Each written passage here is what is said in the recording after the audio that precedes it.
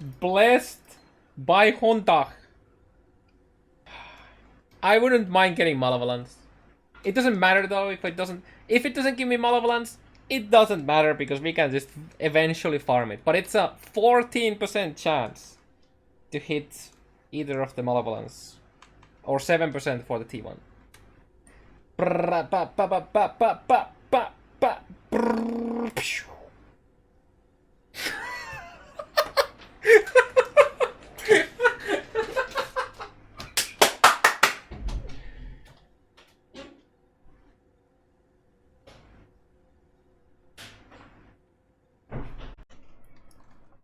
Yo, what up?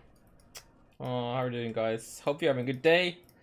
And as you saw, we actually finished the wand. Got pretty lucky with exalting the malevolence effect. I was expecting to need to do a bunch of T4 seed crafting to remove add influence, but I guess just get lucky for it. Other than that, we have a pair of avoidance and dodge boots now. So spell dodge boots, and we ended up getting int on the when we awakened Orb, the Elder, and Shaper boots together, and we ended up getting int as the last suffix. Then it was like some random life mod or something like that. Obviously, crafted that out. Got some ES and some craft moon speed. Still don't have the tier 1 moon speed onslaught yet, but I'll hopefully get it eventually. I think I'm missing like one. Yeah, I'm missing like one unwave from that.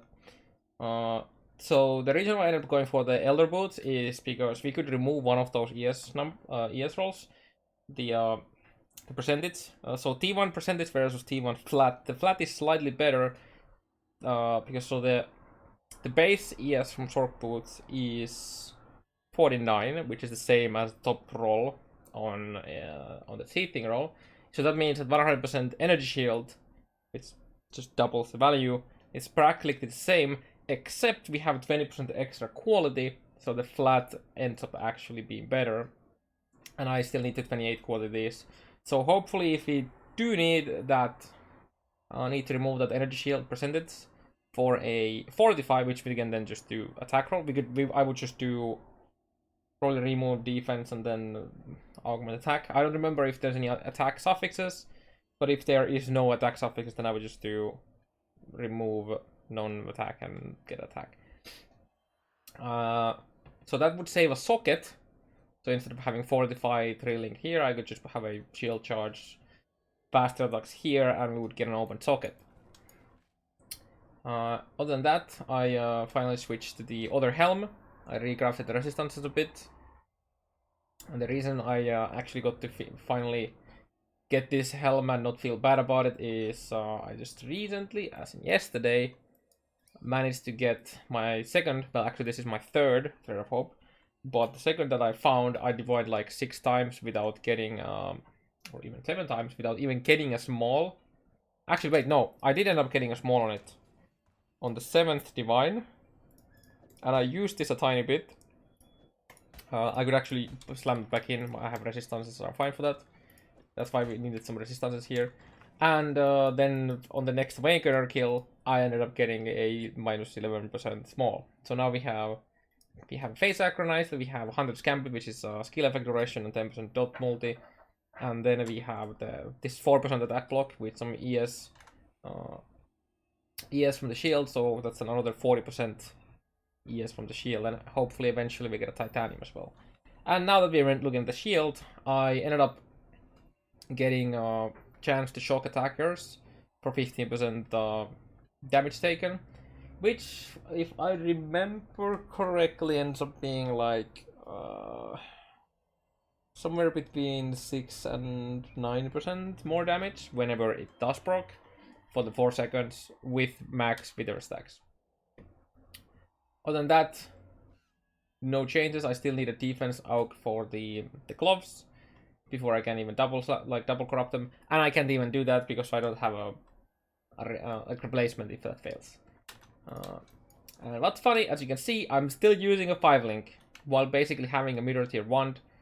I have yet to manage to 6-link my chest piece. We are currently at 1531 H fusing on that. There's some extra fusings put on like probably a couple 300 something in other shady scarps before I got the base a long time ago, while trying to, you know, just randomly get a 6-link. Whenever I found the 5-link craft, I just spammed all my fusings, and as I didn't get a 6-link, I just used the craft to then get the 5-link back. Also, as you might see, I found a few Conqueror Exalts. I'm probably gonna end up using the Crusader Exalt on a onset ring, I think. So I could have a T1 int or T1 mana region. Mana region would actually be pretty nice in getting applied into the chest piece. But I think I'd end up putting int, because int is the end game like role. So what I'll probably do is, if I get a 1 extra Screaming of Spite, I'll make a Deafening, and Deafening Essence of Spite goes up to 58 int, which is extra 3 compared to just the T1 roll. And then just slam it, and then finish it off with like probably craft, you know, the caster augment to get spell damage, and then defense removals and adds to get at least like T1, T2 ES rolls. I should probably finish this ring too, but I've been lazy and kind of don't want to do it because I kind of want to have double unsets in the end game. So then I could hopefully get rid of my Pariak at some point, even though I can't. It's nice, it's decent. But yeah, that's probably what's gonna happen with the Crusader Exalt. Warlord, no idea yet what I'm gonna do with that.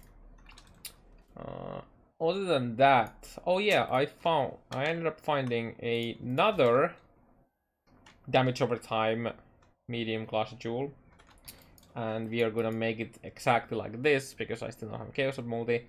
So what we're gonna do is we're gonna do Chaos Slams or life defense or life. I don't actually even remember how I crafted this. Either way, it's probably life and defense, because we want the brush with death first because it's much more unlikely, and then remove whatever other prefix I have, and then do a chaos augment or like non-chaos to chaos in case. Yeah, I can do non-chaos to chaos because I can always remove the suffixes with the non-fire or non-cold to cold, etc.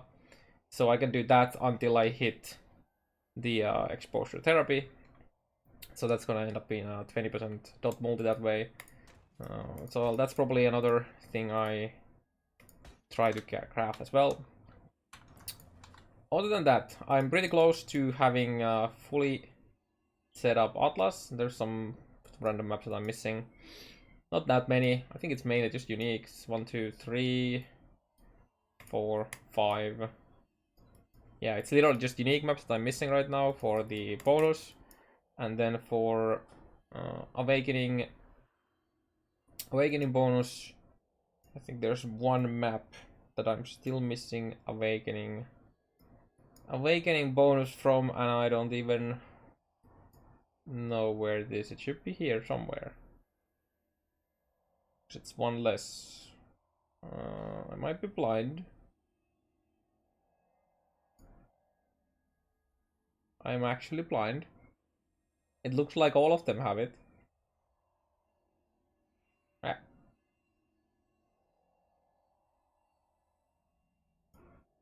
Oh, never mind. Actually dumb. Where is it? Since that's already done, so we're missing one somewhere. Wait. Where are we missing that from? Oh, it's like a unique map. It's just a random unique map somewhere. Oh yeah, there, didn't access. So that's what we're missing. So basically just unique map stuff. Man, what a brain fart.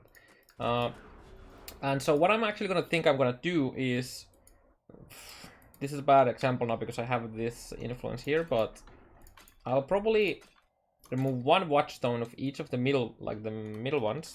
So now if we do tier 14, you see there's a much less T14s So we can actually have something like lair with 3 favorite, and this ends up being by far the most common map of T14s that I get, and it's just a really nice map, especially if you get Delirium, because if the seeds are at the end of the map and you go in, the Delirium is very far from the starting point of the map, so you end up getting a lot of splinters from that.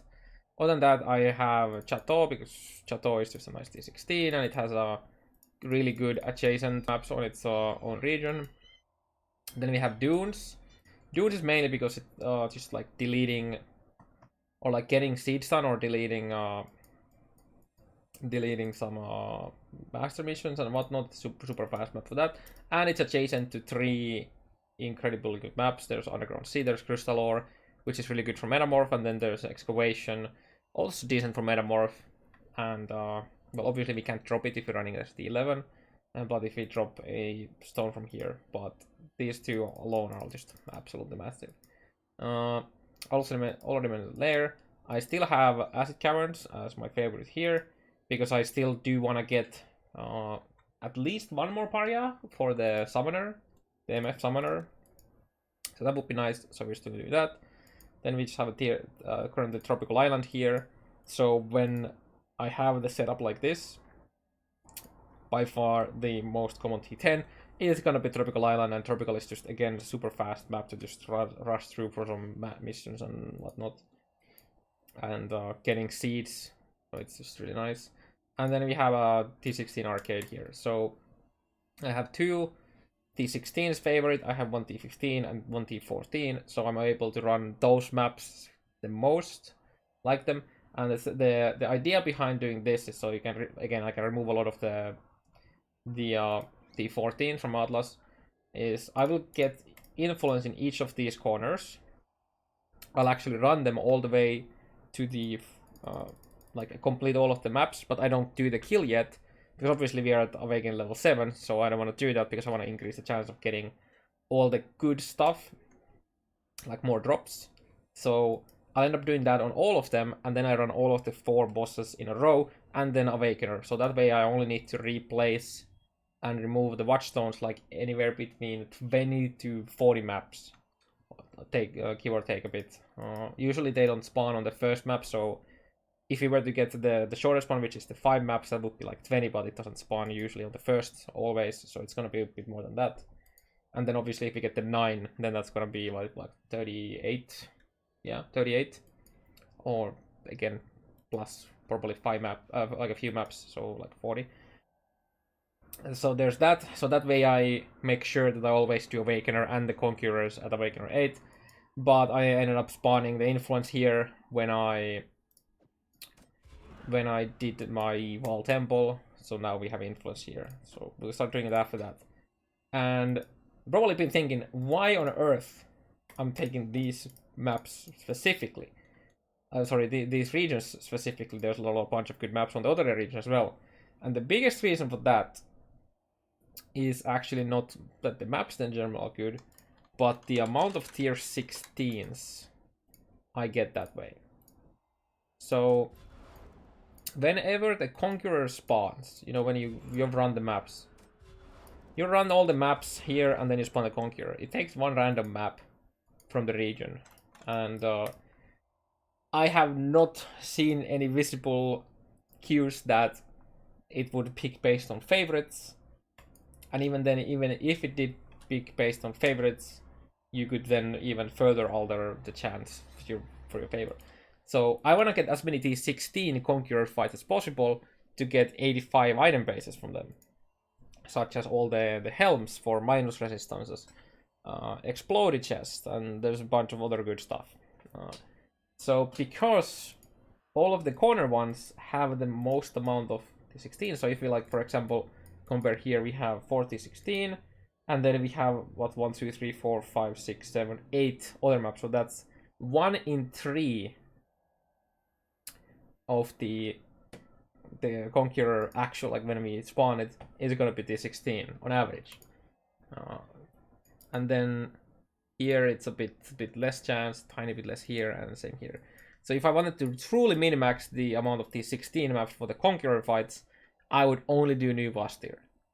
But like I mentioned before, with the Awaken, like, you know, juggling with the Watchstones, I'd rather just do all of them.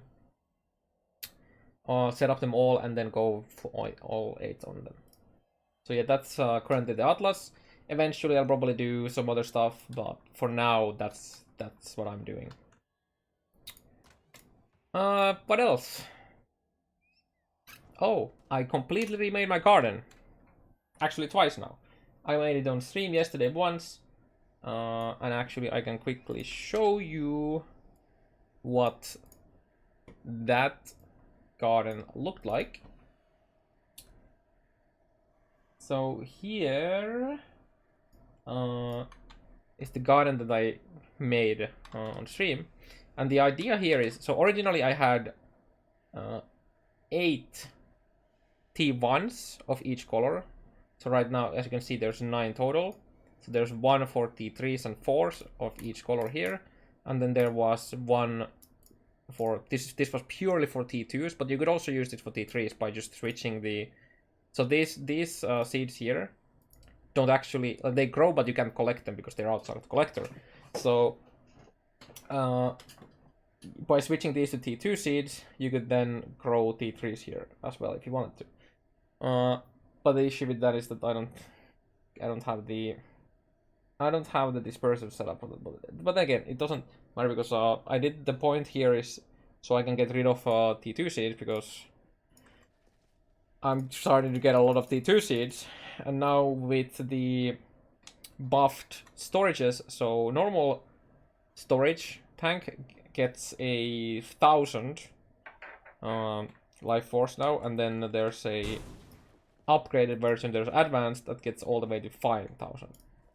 So I wanted to remake my setup a bit, because now I have much more life force that I can spend, which means that I can much more easily grow the T2s as well, and I'm starting to get, you know, too many of them. But then I started getting a bit annoyed that in this setup I'm sacrificing 2 seed slots to have a disperser in order to be able to grow the 2 seeds. So I actually completely, well, not completely scrapped this, but after a lot of off-stream just like thinking, how on earth can I set it up so way that I don't sacrifice the slots here. Turns out I can't do it here, so I ended up changing it even further a bit. And let me get that up here. I'm also gonna give the link to this on the description if you want, and the comment. But here is the final setup that I have now. So again we are at 9 collectors total. I lost 2 storage space, but I could easily put the storage here. So I didn't actually lose any storage space. I just realized that having 30 of each is 150,000 life force. I don't think I'm gonna need that much. I'm never gonna do like a full T4 setup, or if I will, that's like at the end of the league, more of as a meme to, you know, crash the game and my computer and all that kind of stuff. So what I end up doing is now I have a T2 here, I have a T2 here, and I have a T2 here. And it's set nicely, so I have all the purple in here, the yellow is like here in the middle, and then the blue is in the corner plus here. And I also have a very easily switchable like 5 Hordecraft setups for everywhere. And one thing that the old setups don't really account for is the buds, flowers, and the blossoms, you know, the support seeds. So I did my entire system that in mind. So in here, if I want to get some chances at getting the low tier crafts, I can use all of the support seeds here. It will cover all of this, it will cover all of this. Obviously, if I only want to do on one of them, I'll just put them here and then run them. Then I can replace them here after this is done for this, and so on and so on. So I have 2 slots for that. I have 2 slots here for that. And then for the T2s, I have these 3 slots kept open for that, so it's very easy right next to each other. We have the same here because it's 5 by 5, so from this it goes 5, so all the way here and down here. So that works perfectly for that, and this will work perfectly for this. And then again, for yellow, for yellows we have even much more than anything else, which kind of makes me rethink my life choices as of why on earth I didn't put the blue in the middle, because that way I could min-max the blue, which is defense craft for all of my ES builds, and then there's also chaos for my current chaos builds.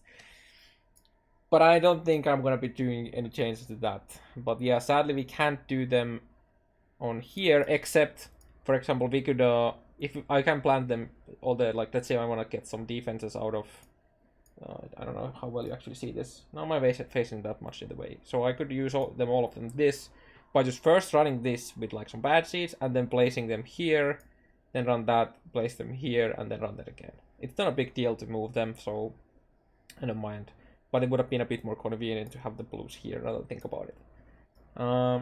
Then when it comes to the big boy seeds here, we have 2 slots in this slots and here, so for this one, I mean, we can also have that, so it's probably gonna be like here, here, and like here for that, here, here, and here for that, here, here, and here, or here for that. And then we have a bunch of space here, so that I did this on purpose to have space here so I can fight.